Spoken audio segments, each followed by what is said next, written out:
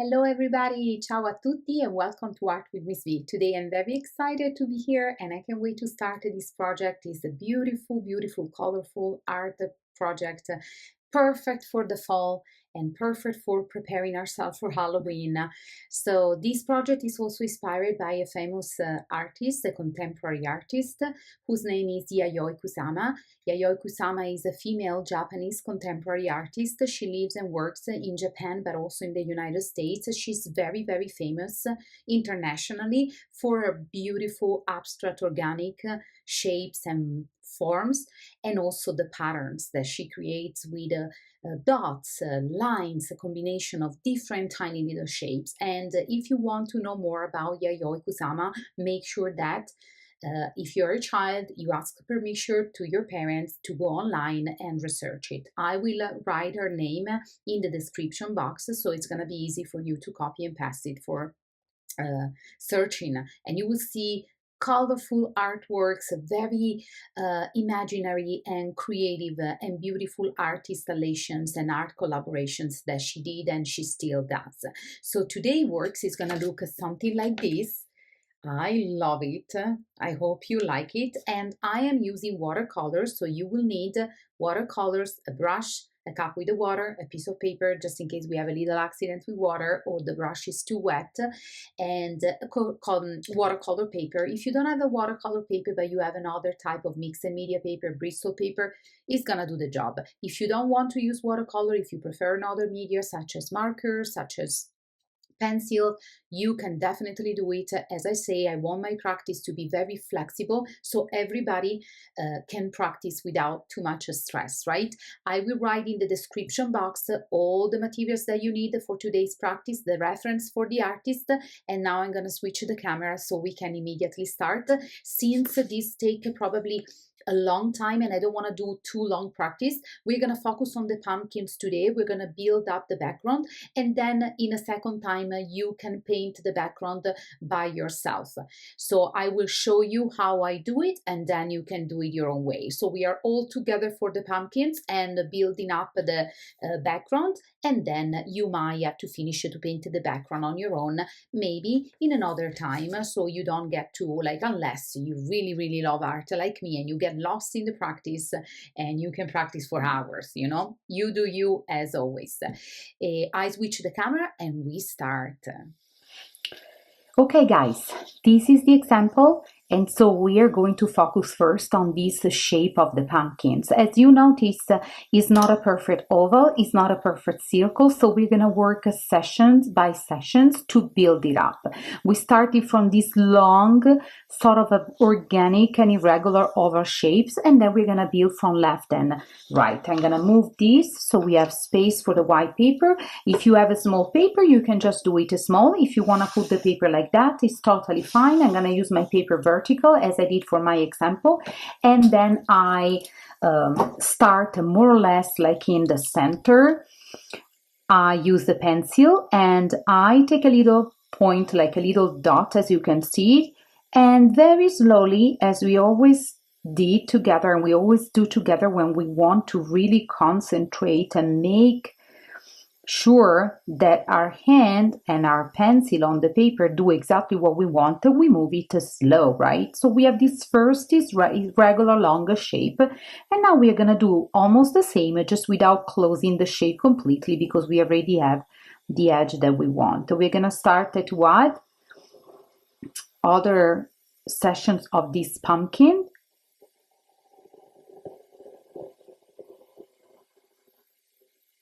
As you notice, they don't end on the same line. We want to make them like a finish, like give this three-dimensional, this idea of like a something round, right? And so for this reason, we are not going to close them at the same level of the first one, but we make them shorter and shorter as we go. I want to add probably one here. And one little puppy on the other side. Perfect. Then I think that I will create a little stem because it's gonna give us the opportunity to play with some other color, right?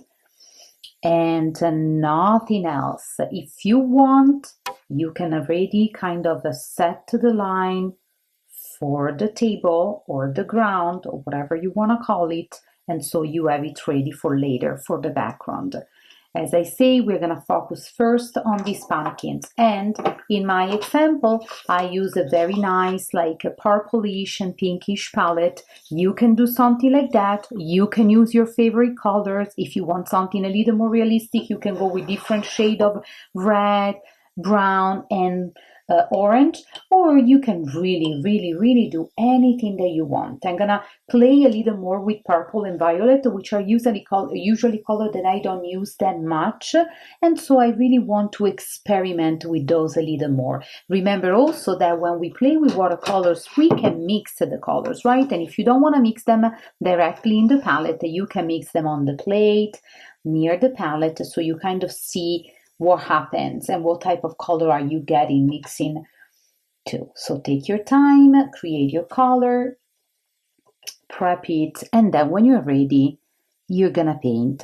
So since we are using watercolor, we know that sometimes, we want the color to do its magic, right?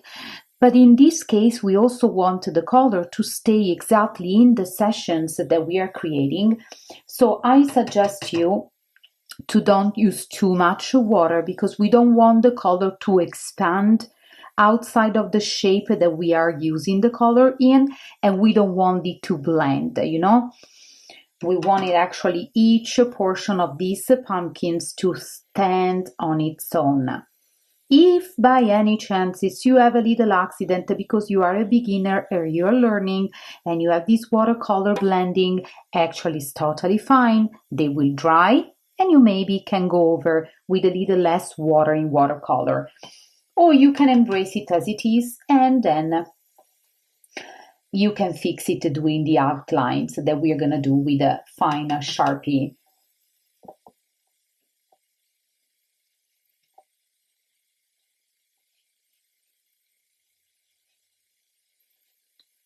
Go slow. This is the secret. Pay attention to what your hand is doing on the paper. Don't rush it. You see, my color accidentally went a little bit outside. It's totally fine, as we say, because we're going to paint everything inside these pumpkins and outside.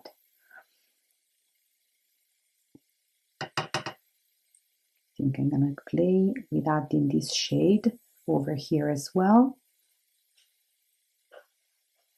So it's not going to be too plain. When it dries, it's going to give us some nice texture, implied texture with watercolor. We keep going.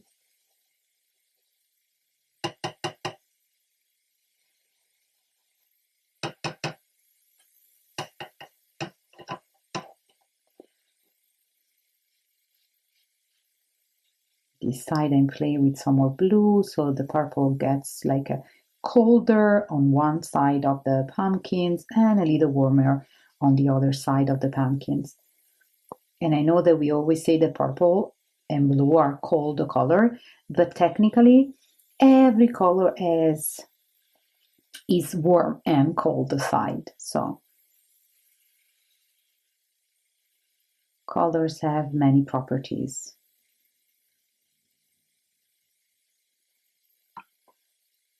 Mm-hmm.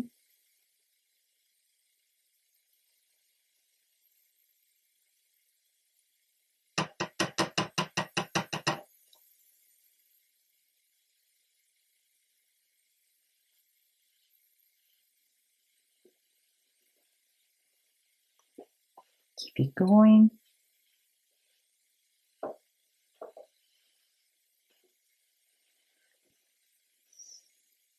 And you can always play and add some of the color that you're using for one side, play and also paint a little bit inside. I'm going to spread some of purple here in this one.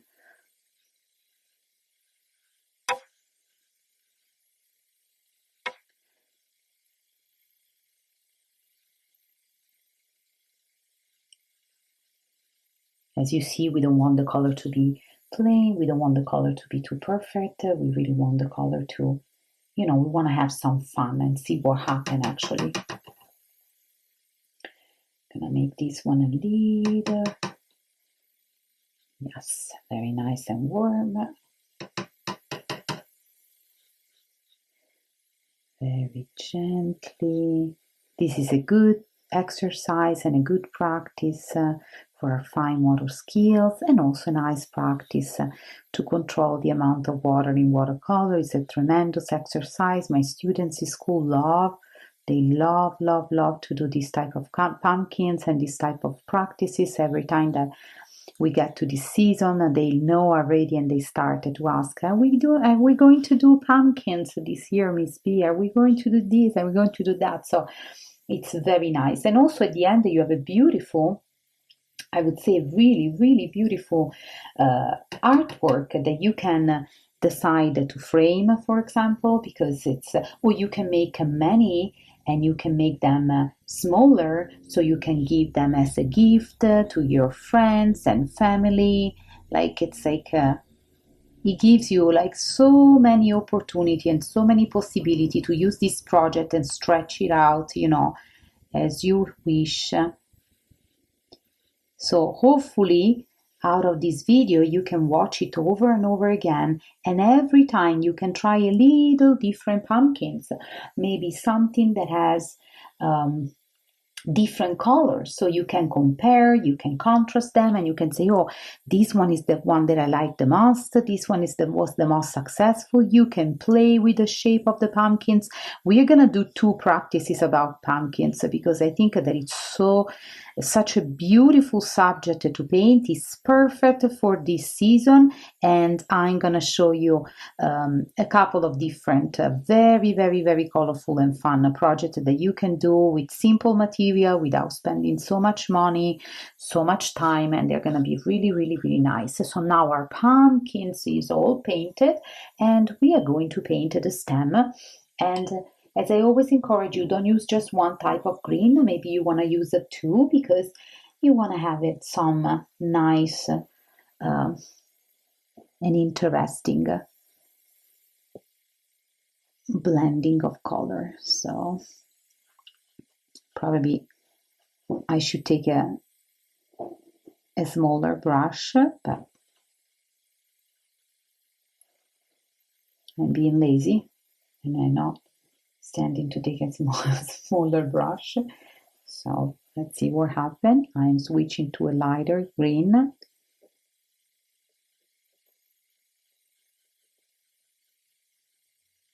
Try your best not to go over the purple. If that happens, not a big deal. Even more interesting. And now we're gonna let it set. Before we are able to do the pattern and the outlines with the fine Sharpie and the regular Sharpie, we need to make sure that the pumpkin is 100% dry. So while this pumpkin dry, we are going to set the pattern for the table and the background, and we can do something similar to what I did or something different. I'm gonna move the paper so you can see the bottom of the paper better, and maybe we can start just dividing this space with very strict geometrical lines, so that they will intersect and form sort of geometrical shapes, sometimes a triangle, sometimes something different, and we go basically very spontaneously. Every time that we see an opportunity to close with a shape, we do. They don't have to look all the same, they don't have to be geometrically perfect. We have fun. We want to have some variety. You see, you create movement spontaneously, and it's a good opportunity for us to review straight line, geometrical lines, and patterns.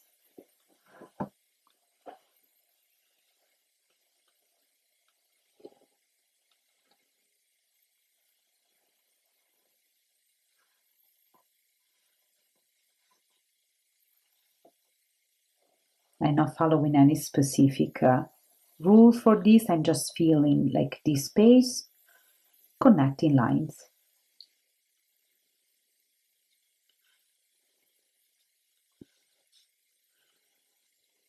And when I think that I have enough, I let it stay like that, and I do the same in the background.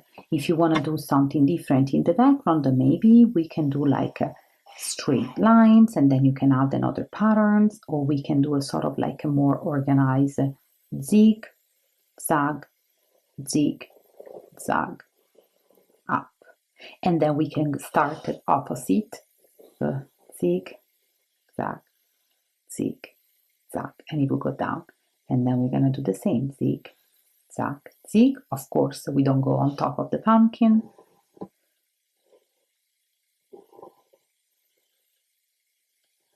And we are creating big diamond shapes, right? Rhombus.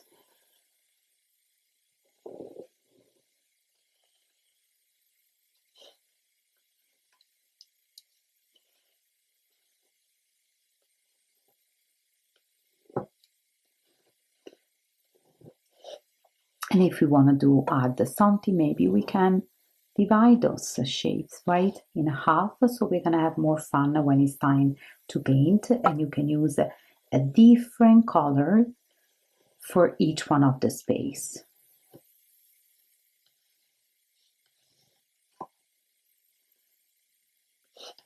Lines don't have to be perfect, they are freehand. And now we touch, we see if it's dry. I think it is dry enough, and we can start to do the outlines with, I'm using an extra fine Sharpie. You can use any markers. If you do not have extra fine, you can use the regular. The effect is going to be slightly different, but it's going to still be very beautiful. Very carefully, you try to go exactly on top of the lines that you trace with a pencil. And once again, if there is not a perfect correspondence between the spot with the colors and the lines, is not a big deal. Actually, it's even better because it makes our project more interesting. Remember that what I always say to my students in class, we are not looking for perfection. We are not looking for an exact and perfect copy of what somebody else did or is doing.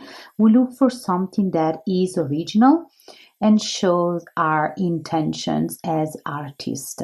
And mostly if you are a young artist and if you are a beginner, these are important to practice. And at the very beginning, it happened that sometimes they don't come out exactly like the teacher, exactly like this video, exactly like you picture in your mind.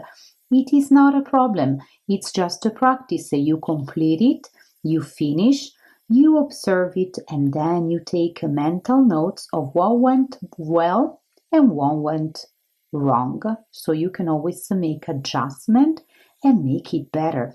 It's exactly the same when we learn a sport, right?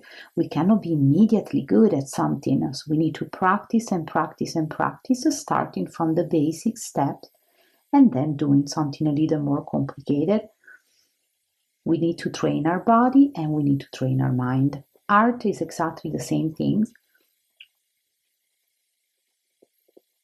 Just as we move around a little less because we work on our station, on a paper or another surface, but it's always a matter of practice.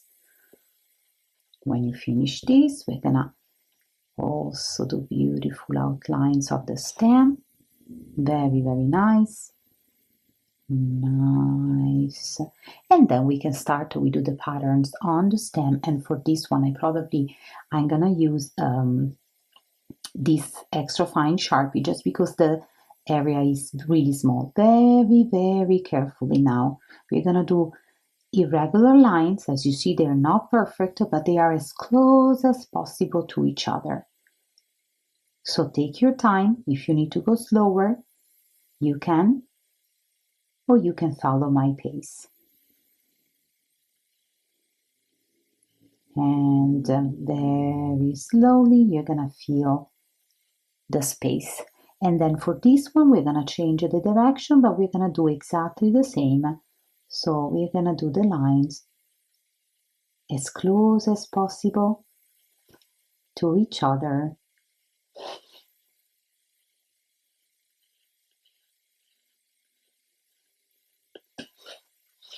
And that's it. Now let's start the pattern inside the pumpkin. So you touch it very carefully. You don't have to have any color on your hand. That means that the paper is dry. Some paper might take a little longer, and if you put too much water, it might take a little longer. So just wait, pause the video, and then you start again with me because we don't want to ruin the pumpkins, right? Now, once again, I'm going to show you the example. You see that we have a pattern made by dots. Some of the circles and the dots are bigger, and then in between we have the smallest one. So let's see how I did it. I start from the line in the center, and I try to start from the smallest circle and have the biggest circle in the middle, and then again reduce their shape. So I'm gonna do the outlines, and then we're gonna color them inside. I didn't do it that way, but I think that it's easy for some of my beginner. So once again, if the circles are not perfect, there is nothing to be upset. You keep trying. You can do this with a pencil if you want, and then you're gonna fill them with a marker, so pencil can always be erased. And as you notice, I try to go tiny, big, and tiny again. Let's try over here again. Small, a little like bigger, a little bigger, big, the biggest, big, smaller, smaller, smaller, smaller. Once again, let's go. I'm showing you the outlines without color them inside, just because I think that for my beginner, and it's easy to understand what do I mean when I want to go from something tiny to something big, and then again something tiny. Usually you can do directly, like coloring the circle. If you feel that that is the best option for you, you do you, as I always say.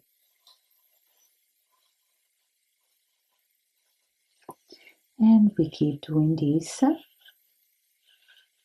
Take your time. Once again, if you want to pause the video and take a little longer time to do this circle, try your best to make them look like circles. But once again, it is a pumpkins and it's not even realistic. So we really don't want to stress ourselves with the perfection of the shapes. At the end, the pumpkins, no matter your circle, is going to look beautiful and fun.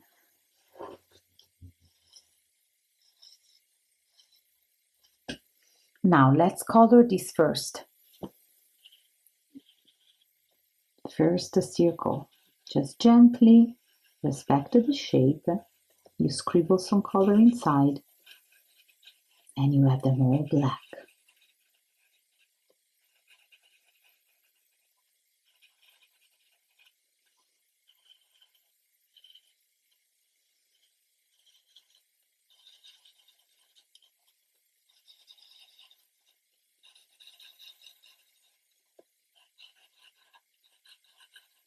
I really like to hear the noise of the marker on the paper. It's very relaxing. And it means that it's very quiet around, which is something that I really like and I really appreciate when we have to do art practice. And I hope that you're also practicing a quiet environment and you're enjoying this project with me and you are relaxed. Maybe you're listening to some nice and relaxing music. Or maybe you are listening to the sounds of the birds outside. But definitely something that doesn't distract you from the practice. Is so important to give some time to ourselves to really feel calm and joyful inside. Art is just perfect. And we don't need to be artists, we don't need to be advanced students, we don't need to make our project perfect. The project has to be a reflection of our artistic will and artistic personality. And they need to give us joy in the process more than in the product. Perfect the first time, and it's already so beautiful, right? Now we're gonna go with 2 lines on the side of each main line of the circle, and instead to go exactly as we did it before, we try to go in between the 2 circles. So And once again, the logic is the same. We're going smaller on the side because our space is smaller, but we tend to go very, very small, a little bigger, and back again to very, very small.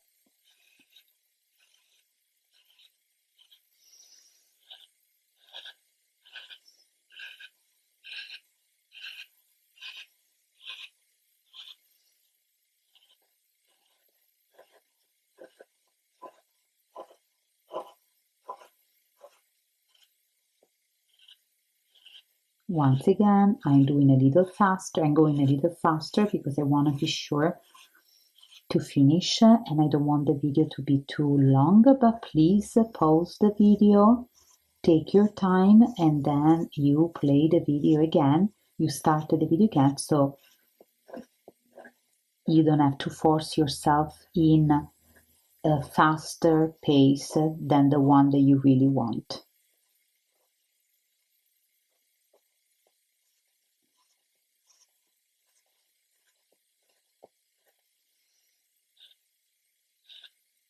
Now some of them are so tiny that they already come out completely black, so we don't even have to go back inside them and color.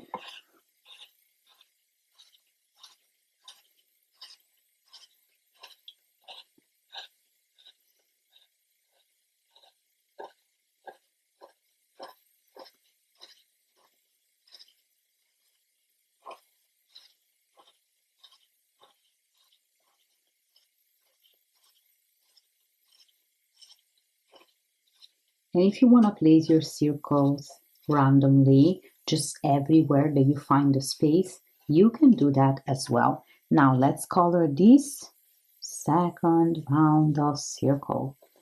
This one it gets faster just because the circles are smaller.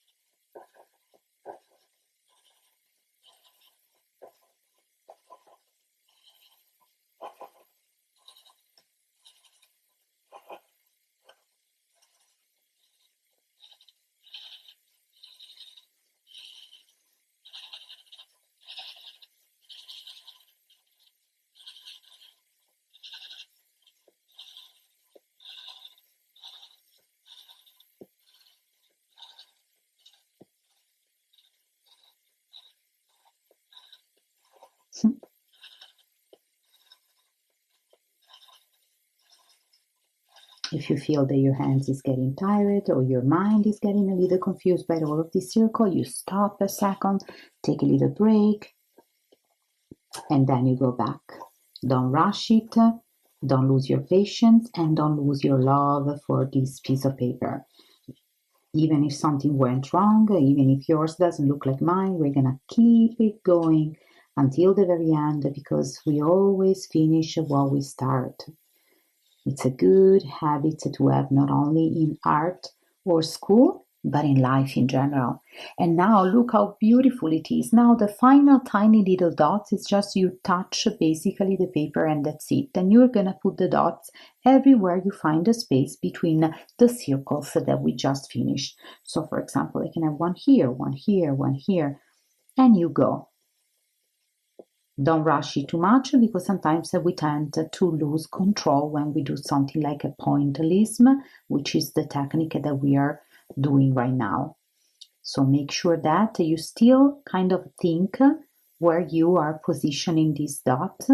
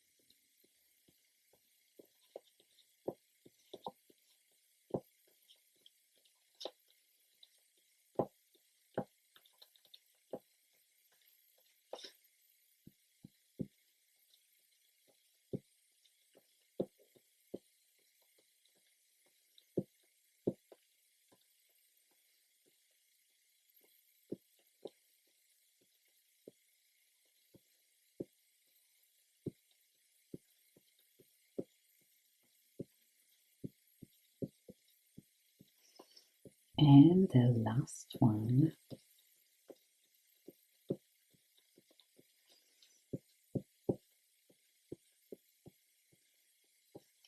Beautiful, and our pumpkins is all done. Now, as I told you, if you're using a Sharpie are not water soluble, so you can go ahead and also trace on top of the lines that you traced before with a pencil. You can retrace them with Sharpie. If you are using a regular marker, first you will paint and then you will use the regular marker, the black one, for the outline. So what happens if you do the lines before painting? If you're using a Crayola markers, for example, or a regular washable markers, the color will blend and will expand, which might be extremely fun and interesting, but it is not something that we want on this project because we really want to control the colors inside this beautiful segmented pattern that we create. So I am showing you just that if you're using a Sharpie or a permanent marker that doesn't blend with water, doesn't react to water, you can actually do the outlines before and then you can color inside. There are many options that you can use here. You can color with watercolors as I did in my example, or you can actually switch to markers. You can switch to colored pencil, so you will create an interesting double texture because on this one you will have the watercolors and on the background you will have the markers or pencil, or you can just do the same watercolor, but make sure that you don't use the same colors that you use for your pumpkins. So probably for my background I will go with something like a green, different tones of green, and maybe in the background the peach, yellowish, something different, right? So it will make my pumpkins really stand out. Now I'm doing my background, just the lines. And ultimately, if you want to leave it black and white and maybe just the colors, some of the part with the black and leave the rest white, or just leave it like that with these beautiful outlines, it is still very gorgeous. So once again, there are multiple choices for you and you can decide what would you like to do with your own background. And for my young artist and beginner, remember that the background is everything that is around the subject, in this case everything that is around the pumpkins. So I'm gonna turn the camera so we can say goodbye, and I hope that you enjoy. I really love these pumpkins. I hope that you love yours and you will make many more. Okay, friends, our practice for today is over. I really hope that you enjoyed. This is my pumpkins. I'm sure that yours look fantastic.